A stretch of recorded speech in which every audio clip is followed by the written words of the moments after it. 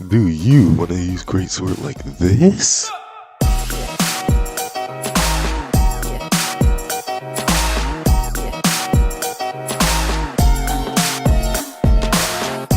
Well, stay tuned because in this video I'm going over everything from approach options, string routes, and killing options. Alright, welcome back to another video. In this video we'll be doing something different since it's near the end of the season and I don't want to play ranked. We'll be playing Greatsword and we'll be doing a little guide. And in a way that's easily digestible for everyone. I'll start by going over the approach options, then the extension options, and finally the ways you can kill and end your combos. So let's get this started. First of all, we're going to Demon Island to showcase this. Greatsword is a very on-stage weapon. If you go off stage with Greatsword, you are giving yourself a disadvantage. So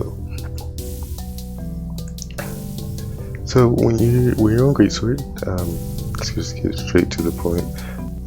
If we get rid of item spawns here, when you're on Greatsword, what you should be looking for as you start the game and you're approaching your opponent, you should be looking for opportunities to hit this, and this will be more apparent to you later. There are side cases where you'd want to start with this, but the main goal is to just hit a neutralite, that's what that's called, and a sidelight, that's what that's called. And usually the sidelight leads into this, even though this is a bridge weapon, and you'll understand what I mean by that. So what you want to do when you first start on Greatsword, you want to run around the stage and you want to survey the area for opportunity. And your main opportunity, and what you want to be doing, is you want to be surveying for sidelight or neutralite opportunities, because once you find that opportunity, that golden opportunity, you can extend a lot off of it. And what do I mean by golden opportunity? Well, your opponent can do a lot of things when you approach. On lower elo, they like to just attack when you get close. In higher elo, they'll try to jump or like dodge. That leaves them vulnerable as well. Or in some cases, if they don't respect you at all, then they just do nothing. They just look at you. Now, in any edge case, you want to understand what they're doing. So when you approach them, you want to do, if they do nothing, you can just start poking them a bit. And what you want to do, once you have that sidelight as a confirm, you want to go for a dodge rate that statistically catches the most dodges on Greatsword and that can be extended the most. And this is what I'm about to show you. But first, we need to go over what to do after you interact with every type of player. So a player that dodges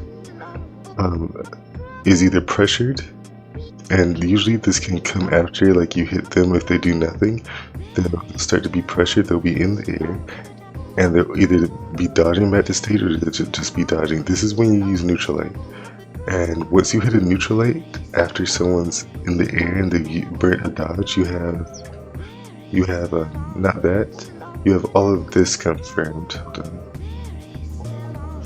You have all of that confirmed, and that can be really useful as a killing option. Now, just to go over what that was, and I'll talk more about it later. That was, okay, neutralite, a dash into sidelight, dash into sidelight, and then a dash into another sidelight. And you'll see why this is important, because this is technically, I don't know what the proper term for this, but this is the breaking of a Greatsword combo. And all of that is what comes after. So, just to explain what that is, in Greatsword you have your openers, these. This is an opener, this is an opener, and this is an opener. Now your bridges are what's in between those, so that's a bridge, meaning if you go through the thought process of catching someone's dodge before you hit them with an opener on Greatsword, you want to make sure they can't jump out of your attacks or get out in any way. So usually the best bridge option is down there, down light. And for next, alright, now to extensions. Now that we have that out the way, once you hit someone, once you manage to find that hit, usually with side light, and usually off of a side light opening, you can do stuff like this, which is basically side light, chase dodge, turn around, neutral light. And this is interesting because it catches so many dodges depending on how you hit it. It catches and this is statistically the best read to go for at the beginning of the game to get it's like a safe read basically. Because it hits up, it hits if they go in, it hits if they go down for whatever reason. It hits if they go outwards, but you just have to time them differently. Actually, no, it doesn't. I lied to you. How do you feel about that? It hits if they do neutral, and it hits if they do up, of course. Now, you can extend off of that now that you know you have their dodge. So we'll just show that to you. Up left. You have all of that confirmed.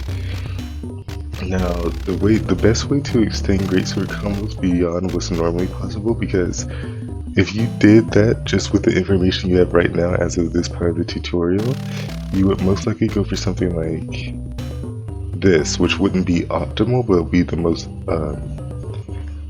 obvious to you, which isn't bad, but it's okay to be aware that there's just more possible. And what I mean by that is, on Greatsword, before you do a bridge, you can cancel the bridge by this dashing, and it'll reset your combo state to where the next attack you do will be an opener instead of a bridge. Meaning, just by dashing, I can do another opener instead of doing a bridge.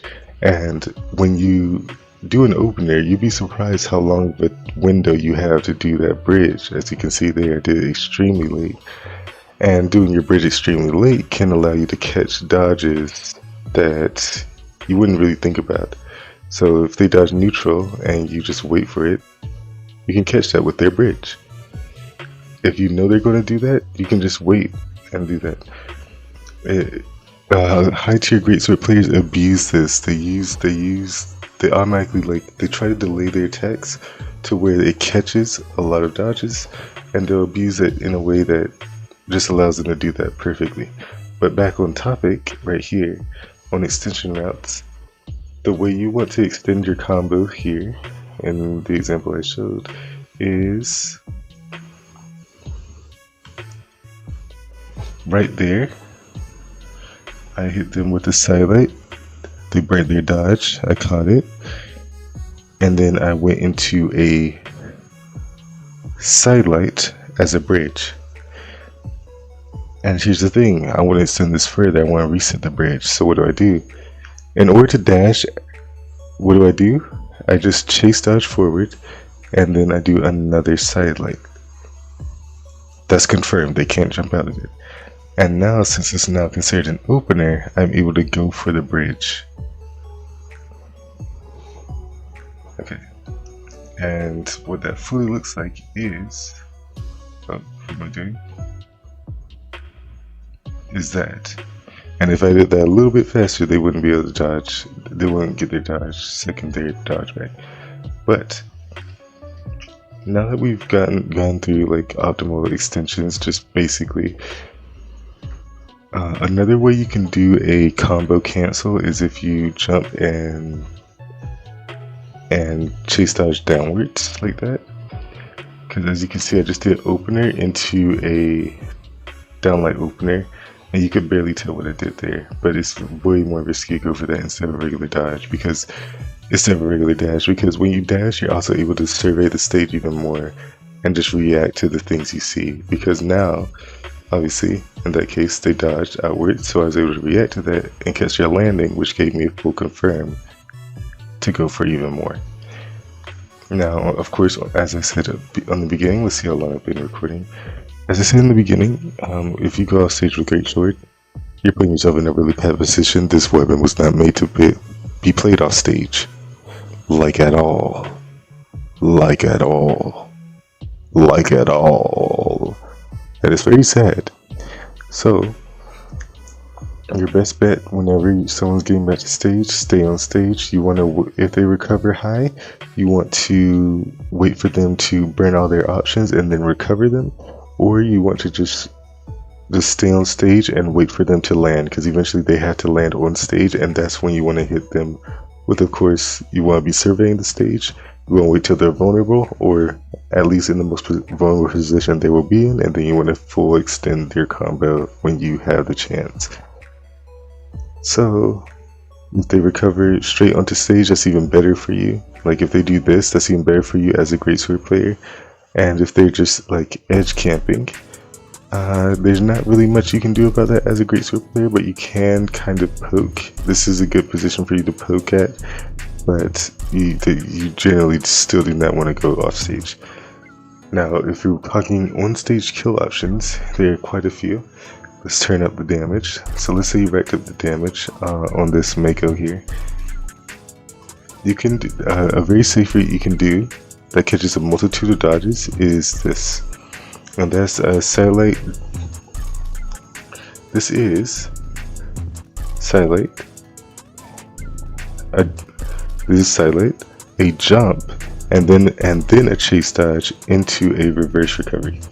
Very simple stuff. That catches an inwards dodge, that catches an upwards dodge, and in some cases it catches a neutral dodge.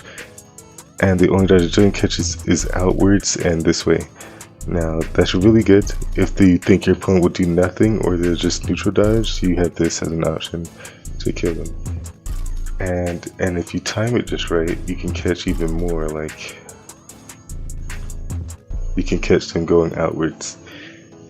Now that's a good kill option, but just to get it out the way, that's not the best. Obviously, you want to still be going for your extension combos. And what I mean by that is, if you manage to do stuff like this, of course, they're dead. So you still want to be able to go for those extension combos when you know you have the chance. So a good way to put yourself in another good position to do it is, of course, I also want you to be aware. Hold on. I also want you to be aware on most weapons, they can't hit this angle. And on Greatsword, a lot of people overlook the fact that even weapon throwing on Greatsword is important, because a lot of people overlook this angle. Like, when you approach from this angle, usually, like, even when I told you to start out, you're approaching from here on the ground, they will expect that. But if you're up here, no one will understand how you're about to approach on Greatsword. So if you do stuff like this,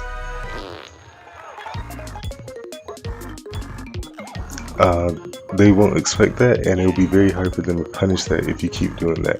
Now, the only way to do this consistently is if you have your, let's see, pick up with quick attack off, which you should definitely already have off. It just makes things way easier for you. So basically, what you can do here is just get them a little mixed up. And what you can also do, you can true combo your D-Light unarmed into